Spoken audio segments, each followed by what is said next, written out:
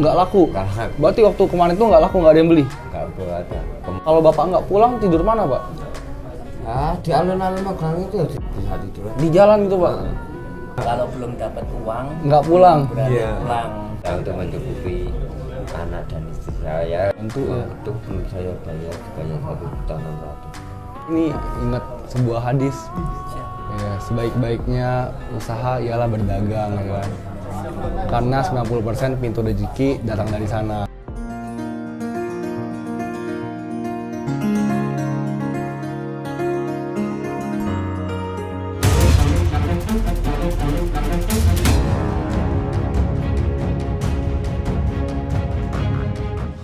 Jadi terkait laporan kami, jadi terkait laporan polisi yang kami buat terhadap saudara Eva, itu adalah laporan yang saya buat. Saya Sogi Bagaskara selaku pengacara Denny Sumargo. Ya, sebelumnya seperti yang kita ketahui, untuk laporan polisi sudah beberapa kali dilakukan klarifikasi, baik dari pelapor, dari klien kami Denny Sumargo, dan juga beberapa saksi. Total ada 3 saksi yang sudah kita hadirkan dan juga beberapa barang bukti yang kita hadirkan kepada penyidik. Intinya yang mengetahui langsung tindakan pidana yang dilakukan oleh para tabas dan juga ada dari istri Denny Sumargo, Olivia. Untuk Pak Yusuf Hamka sejauh ini belum kita hadirkan karena kita mengikuti perkembangan dari hasil penyelidikan kepolisian, begitu.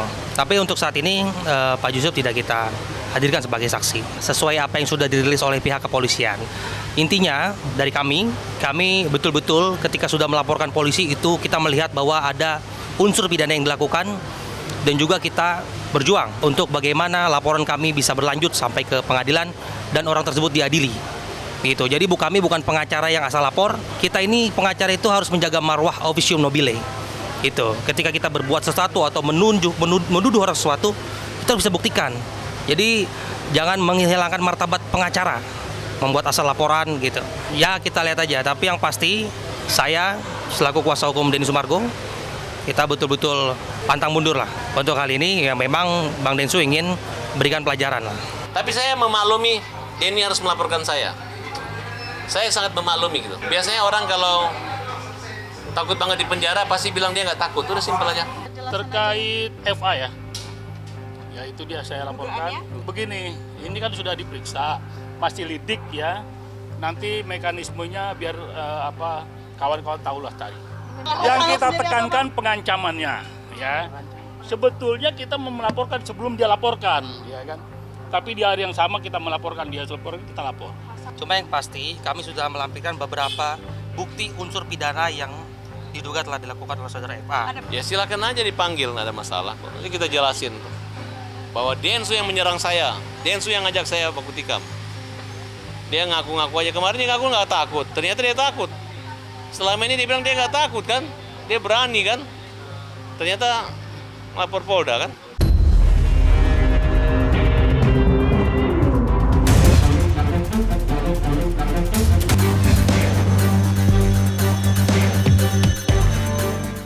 Aku bersyukur Budayati elek.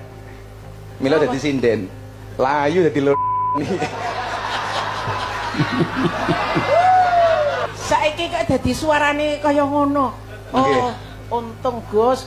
Pripun? Sampeyan kene saiki dadi ora ustad kok ya? Ora ustad. Ora ustad kok ya? Niki kan padha. Ora kiai ya dudu ya. Mboten. Mulane dadi ning kagol dadi suarane kaya ngono kuwi. Nggih.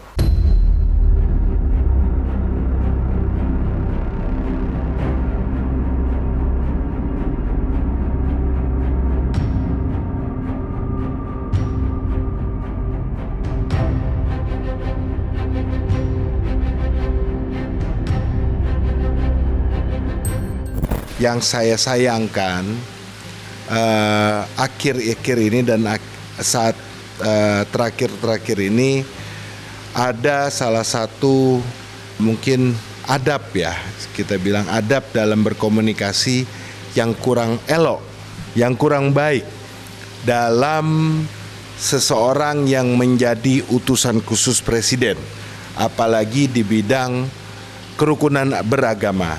mulut kita ini menjadi senjata.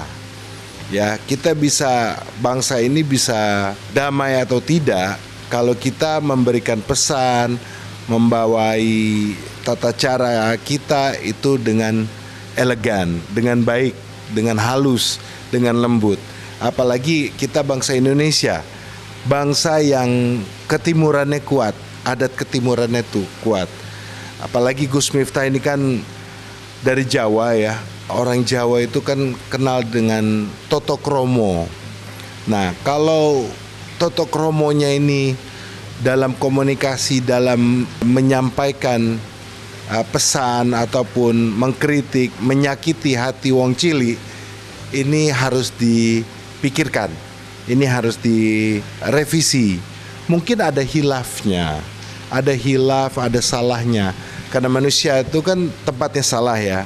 Akan tetapi saya yakin Gus Miftah dalam beberapa case yang kita lihat di media massa ini sudah introspeksi diri ke depannya untuk lebih baik. Wong presidennya aja peduli dengan wong cilik, lo kita jangan menciderai hati wong cilik, apalagi kita menjadi utusan khusus presiden.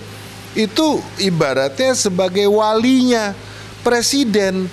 Nah, itu harus benar-benar memberikan contoh kenegarawanan kita, bijaksananya kita, tata bahasa kita, itu harus jadi contoh yang baik dan benar. Biarkan publik yang menilai, biarkan publik yang memberikan saran. Makanya saya bilang Gus Miftah mungkin orangnya baik, ya, tetapi mungkin ada hilafnya. Hilafnya itu diperbaiki. Dan rekam digital itu bukan hanya masalah es teh manis yang saya lihat di media, banyak, ada beberapa ya, cukup banyak. Dan itu kalau saya kan Tuhan aja maha pemaaf, saya pasti memaafkan dan memberikan kesempatan. Tapi hasil akhir bukan ada di kita, hasil akhir ada di Pak Presiden dengan memberikan penilaian-penilaian khusus, layak atau tidaknya dia menjadi abdi negara. Walaupun itu bercanda, itu harus tidak seperti itu. Ya, apalagi harus menyinggung. Tapi saya lihat sih sudah islah ya, sudah minta maaf, sudah beritikat baik. Tapi satu hal, kita bisa saja meminta maaf kepada orang, satu orang yang kita bikin sedih atau bikin orang tersinggung.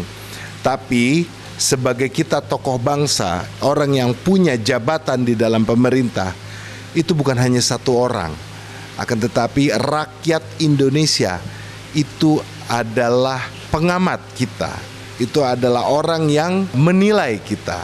Tidak bisa satu orang. Jadi kedepannya saya harap untuk lebih diperbaiki tata bahasa, tata krama, cara-cara berdialog.